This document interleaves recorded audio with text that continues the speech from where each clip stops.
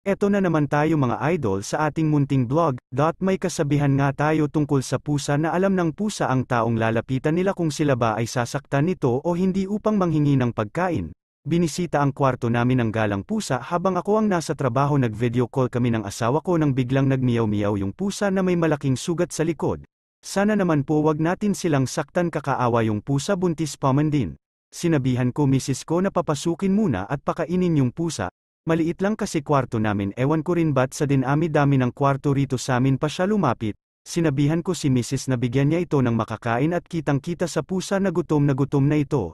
Ito na ang pangalawang beses na bumalik ang pusa na to dito sa kwarto namin at ngayon lang namin nabigyan ng pansin.